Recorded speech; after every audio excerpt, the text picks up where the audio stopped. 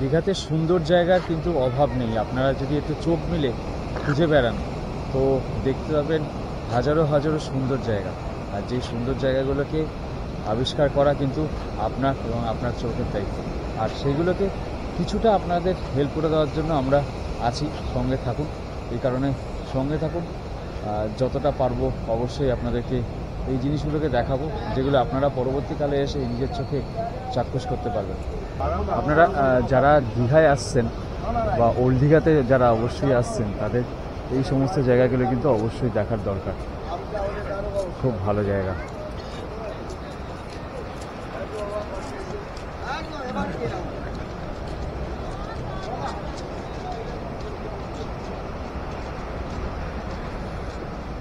এত বড় গেট যে আমার একটা ফ্রেমে আসছে না।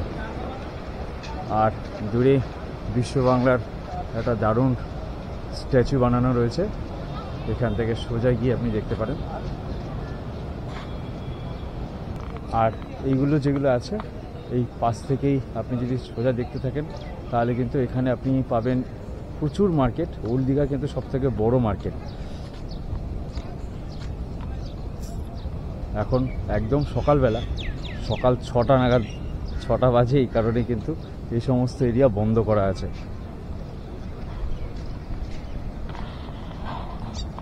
আর যত দূর আপনার চোখ যাবে তত দূর কিন্তু লোক সমাগম বেড়ে যাচ্ছে আস্তে আস্তে।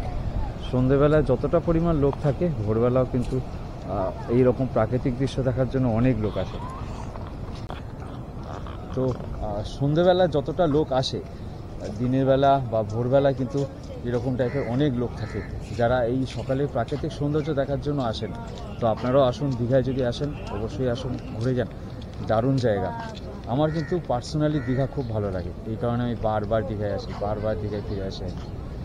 আর ওল্ড দীঘা থেকে যখন আপনি নিউ দীঘার দিকে ফিরবেন তো আপনার বাঁহাতে পড়বে এই দীঘার নার্সারি বিট। এই দেখুন, দারুণ একটি গেট। এখন যদিও বন্ধ আছে সকালবেলা বলে, একটু বেলার দিকে খোলে, সকাল 10:30 নাগাদ খোলে। আপনারা কিন্তু এটা আসতে পারেন। এগুলো কিন্তু একদম অফবিট সাইট সিন বলতে পারেন, যেগুলো সচরাচর মানুষ আসেন না। তো আপনারা কিন্তু একবার ঘুরে দেখতে পারেন, দারুণ লাগবে জায়গাগুলো। দেখুন, আরেকটা খুব সুন্দর জিনিস আমরা আবিষ্কার করলাম। এর ভিতরেই যে সামুদ্রিক গবেষণাগার রয়েছে, মাছের গবেষণাগার, এখানে একটা ব্রাইড হোয়েলের স্কেলেটন রাখা আছে, অরিজিনাল যদিও। সুন্দর, কত বিশাল বড়, মিনিমাম 20-25 ফুট তো অবশ্যই হবে। দীঘার অফবিট যে সাইট সিন রয়েছে এটার মধ্যে কিন্তু এটা খুব একটা অন্যতম জায়গা। আর যেটা আপনি বললাম, মানে এই স্কেলেটনটা যেখানে রাখা আছে সেই জায়গাটা আপনাকে দেখাই।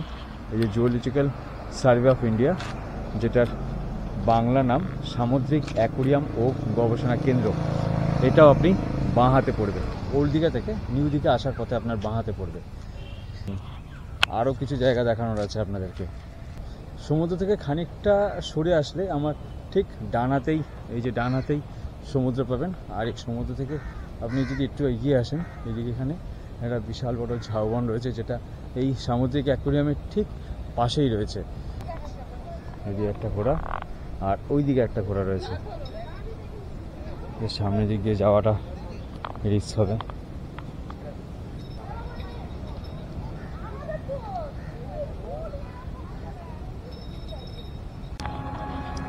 আর দীঘায় সচরাচর আসেন যারা, তারা অনেক কিছু কিন্তু মিস করেন। যেরকম দেখুন, আমরা এই বাঁহাতে মাসির বাড়ি পেলাম। এই সোজা রাস্তায় গিয়ে আপনি যদি এইভাবে ঘুরে বাঁ দিকে এগোতে থাকেন, আপনি ওদিকে কিন্তু মাসির বাড়ি পাবেন। এই জায়গাটা কিন্তু ঘুরে আসতে পারেন। আর এই যে বড় বড় পাথর ফেলা আছে, যেটা আমরা ওই দিক দিয়ে যেতে পারলাম না, আসতে পারলাম না, এই সামনে সোজাই হচ্ছে মাসির বাড়ি। চলুন একটু ওই জায়গাটাতে ঘুরে আসি, যদি ঢোকা যায়।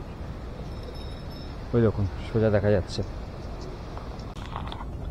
এই যে শ্রী শ্রী জগন্নাথ দেবের মন্দির। এটি আদি মন্দির। আর এখানেই এটাকেই বলা হয় শ্রী শ্রী জগন্নাথ দেবের মাসির বাড়ি। চলুন একটু আগিয়ে গিয়ে দেখে আসি।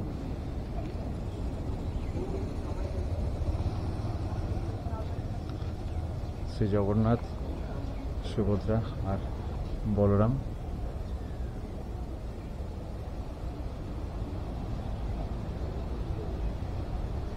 তার পাশেই